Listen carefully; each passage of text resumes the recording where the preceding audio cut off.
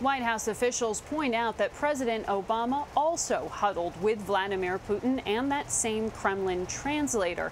But Mr. Obama was accompanied by his national security advisor, Susan Rice, for that 2015 conversation. Elaine, Mr. Trump had no U.S. official with him for his chat. Well, Margaret, the conversation took place at a dinner with other world leaders. What is the controversy here?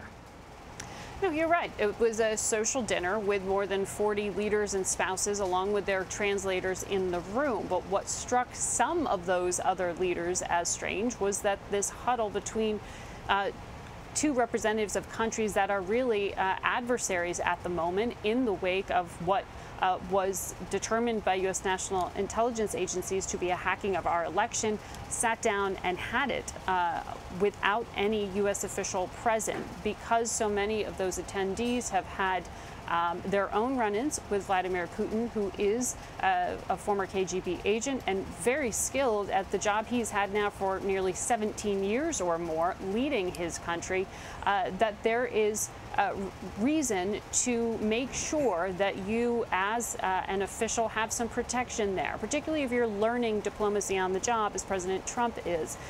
The idea that there are no note takers or no official translator adds some room for risk that some national security professionals have been skeptical about. But of course, the White House pushes back on that, gesturing towards what President Trump has really celebrated as something he sees as unique to him, his direct friendly relationship, his sense that he wants to clear out the bureaucracy and talk kind of man to man, so to speak. The problem that some see in the security establishment is that there are checks and balances for a reason. You want to be able to compare notes because things can be lost in interpretation, especially when it is a Kremlin official who is speaking for the President of the United States, as that translator was that day. And Margaret, do we have a sense of why we're just finding out about this now? Well, White House Deputy Spokesman Sarah Sanders really said basically that there was no duty to inform the public that the dinner itself was known. The dinner was known. The conversation that was had, which was more than a sideline conversation, the White House said it lasted less than an hour, but we know that that is not insignificant.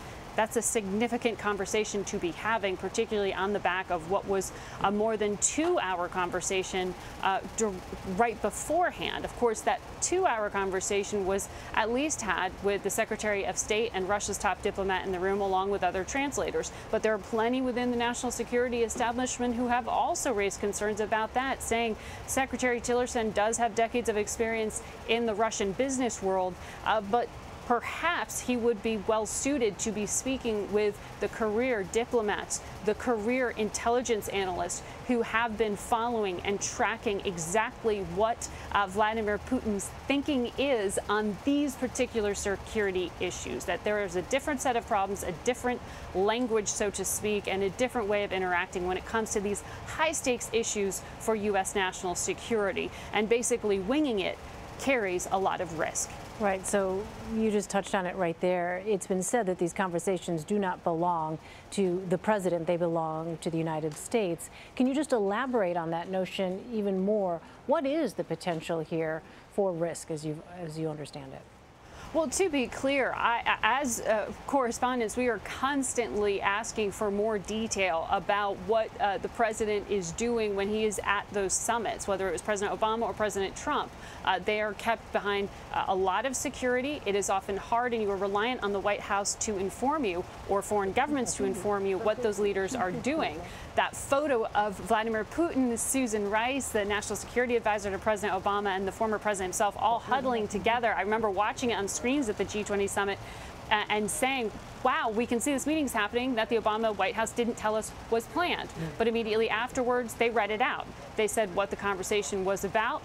Their security advisors briefed on what the substance of it was, and there was another U.S. official there who could compare notes with the president, backstop him on his accounting, because right now this is really just up to the two presidents to rely on, well, for the U.S. president, rely on his own memory. Presumably, President Putin has some sort of record of what they discussed, since he did have someone working for him sitting right at that table beside him. President Trump didn't have that support. So as the commander-in-chief and as the President of the United States having that record is something that is key to national security officials. And that's why this pattern of perhaps not seeking counsel in advance in the way that previous presidents have has raised some eyebrows. Meantime, Margaret, we have learned that Jared Kushner, Donald Trump Jr., and Paul Manafort will all testify on Capitol Hill next week. What do we know about these hearings? Well, we know that Jared Kushner, the president's son-in-law and a senior advisor here at the White House, has confirmed through his lawyer that he will be appearing next week to answer questions from the Senate. As you know, the Senate Intelligence Committee in particular has said they want to sit down and hash it out. Why were these encounters that you had with Russian officials, Russian bankers, not disclosed on the security clearance form that you put forward, something that is taken very seriously for any official who's going to be able to have contact with the very top classified intelligence of the United States. So they want to make sure that he can truthfully answer these questions, that perhaps if this was all just a mistake, sloppy paperwork essentially, as Kushner's lawyers have described it, that they feel comfortable with his answers. When it comes to the testimony that we know Donald Trump Jr. and Paul Manafort, the former campaign chair for the Trump campaign, there are a lot more questions to be asked on that front from the Senate Judiciary, particularly in regard to that meeting that Don Jr. set up by his own account with representatives from Russia who said they were going to share information about Hillary Clinton as part of a government effort to aid his father. Paul Manafort, Jared Kushner, they were all in that meeting. There are going to be lots of questions about that and a lot of sensitivity. But this is part of moving forward, at least with a congressional investigation. We still don't know, Elaine, whether FBI investigators have sat down and spoken with them. That special counsel led by Robert Mueller has really kept their information quiet as to who they're speaking to and where they are in that actual probe. Finally, Margaret, the Washington Post has a new story out with this headline, quote, Trump halts covert arming of Syria rebels, a move likely to please Russia. What do we know about that?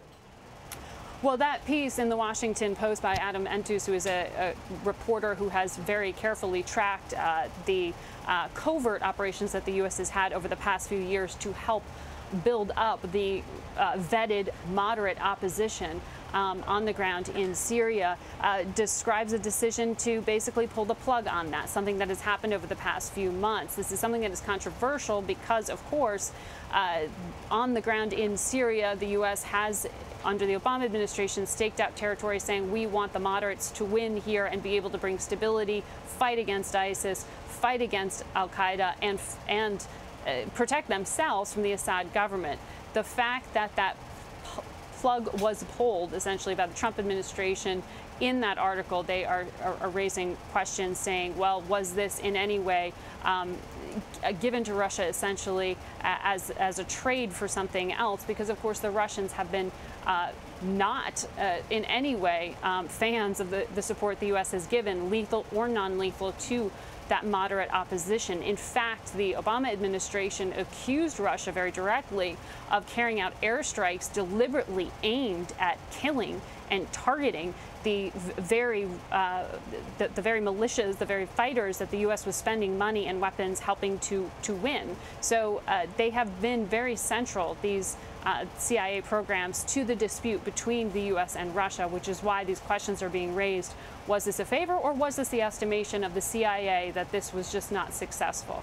And I want to point out, Elaine, this was a separate training program from the Pentagon program, which was overt, meaning on the books, something that was very publicly criticized over the Obama administration for them not fully supporting and putting their shoulder behind, and then not having those being trained actually be able to win on the battlefield. This is a separate CIA program that recently had its funding cut. All right, Margaret Brennan at the White House for us. Margaret, thank you.